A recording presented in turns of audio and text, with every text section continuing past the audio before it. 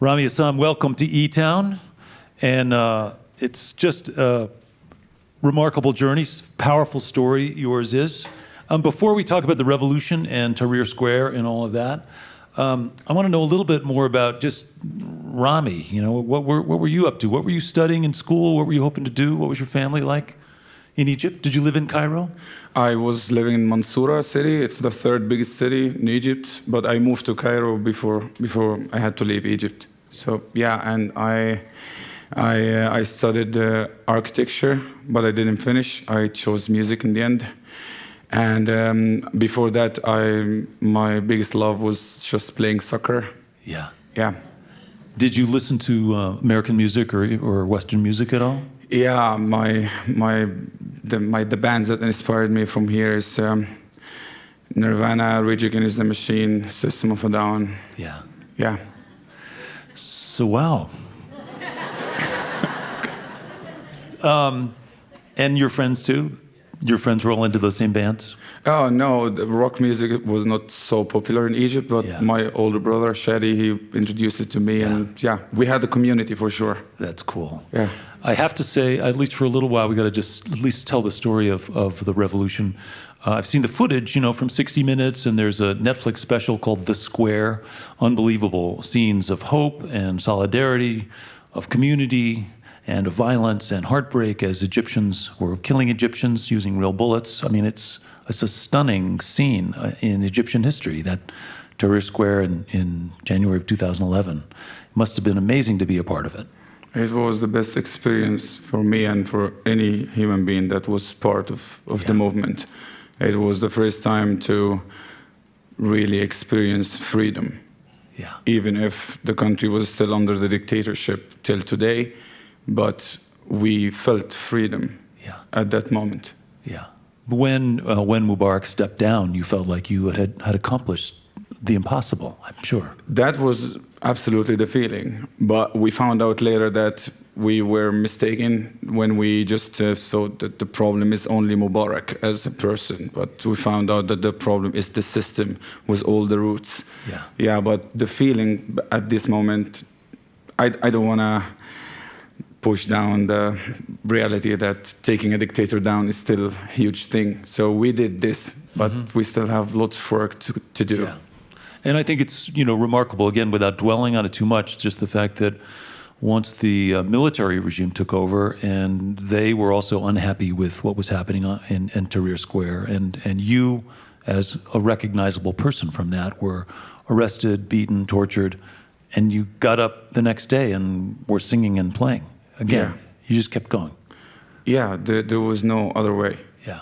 Yeah, we started something, and I wasn't the only one that got arrested or tortured. And of course not. Yeah. Till today, there are many people facing same and more. And I was lucky to have the tool, my guitar, and I saw how much this can be helpful for the people. And I just felt that I have to continue, especially when you see authorities with weapons and big power afraid of chants and just hundreds of people in the streets protesting peacefully and afraid of guitar and music. Right. So you should continue then. Yeah. Could you translate? I know some of the songs you were singing that everybody was singing along with. Hundreds of thousands of people were singing along. What were you singing about? I don't speak Arabic, so I don't know. The biggest song, my biggest song that happened during the movement was a song called Irhal, which means leave. And the beauty of this song, that it came out from the heart of the people, from the revolution itself. Like I was just in the beginning like any other protester without guitar, just marching with the people. And then I was hearing the chants for a couple of days. And then from an artist's point of view, I got bored a while, and then I felt like that can be so powerful to turn it to melody and make it a song. And I just picked up like the biggest three chants, and I added one extra line, and I made it a song. And the first time I was singing, people knew the lyrics because it was the chants that they're using already, and it was super big from the first moment. And we were saying in the first phrase, "We are all one hand, have one demand, leave." Yeah. And we were saying people demand removal of the regime. All one hand means Christians, Muslims, Egyptians. Just we're all one hand. We're all Humans. connected humans. Yes, yes. Yeah. It was just we all one hand, because the beauty of the movement, that there are many people that would never have a chance even to have a conversation, but the movement got everybody together in the end. It's such an incredible moment in history, and of course it continues, as you say. Yeah. People are still imprisoned, and you're not really able to travel back to Egypt at this point. No. And you still have family there. Yeah, I'm counting days to go back, and I'm living, carrying this dream with me, but it's so hard at the moment. Yeah. And so you've been living in Sweden, but I understand at least for a period of time you were also denied papers of any kind, right? Yeah, they just canceled my passport last year. I supposed to get a new passport, and they just said no. So I was paperless. Yeah. Yeah, luckily I'm living in Sweden, and Sweden is a great country. It was just welcoming me from day one, so I was having the right to stay in Sweden, but I couldn't move, I couldn't go anywhere. Wild. So for a guy who travels around playing and singing, that's a challenge. It was a big one, yeah. It's amazing. And so you're still writing songs. I know one of the songs you've collaborated on recently, you had an interesting collaborator, Woody Guthrie. Yes. I wish I met him, but yes. How did that happen? How did that even come to pass? Like Valerie then, she's my manager, and she used to work with the Guthrie family, and she showed me one day an essay from Woody Guthrie that wasn't even written to be a song, and the message in the text was amazing, and I ain't gonna kill nobody. That's the message. And I just loved the text so much, and I took it as a challenge that I want to compose it, even if it's not written as a song. And I think that it ended well. Yeah. Have they heard it? Has the Guthrie family heard the song? Yeah, sure. Okay. We did it first, and then we sent it to Nora Guthrie, and they loved it, and they gave us the right to use it. Oh, that's so cool. Co-writer with Woody Guthrie. That's pretty cool. Cool. And I know that a lot of the songs you write are about this same spirit of wanting to lift people up and help people, and people who are oppressed or people who are looking for freedom. There are so many places in the world where this struggle is going on.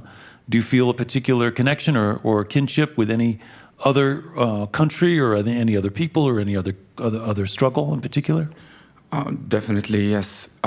First, when I was in Egypt, and I think when people don't travel, we just are so locked in our bubble, and I was also like that, and you think that you are the only one in a bad situation, but when you start to travel, you see that you share pain with everybody all over the world, even in the countries that pretending that they are great.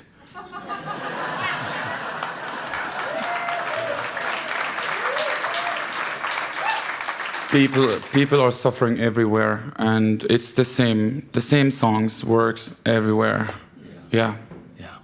And now you're singing in English some. So that's new for you, right? It's new. It was a big challenge. Yeah.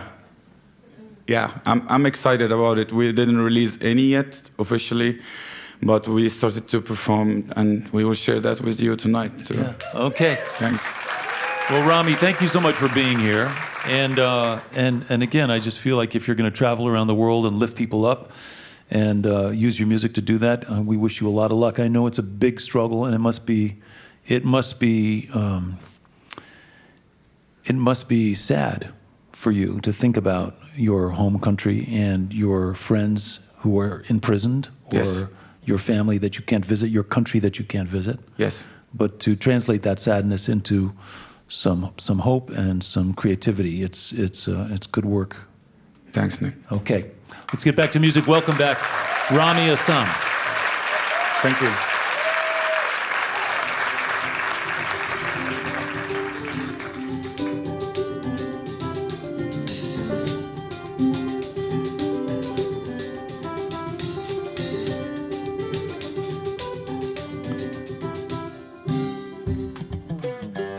Hi, this is Nick Forster from eTown. If you want to stay up to date with all the performances, interviews, and behind-the-scenes footage, click the subscribe button.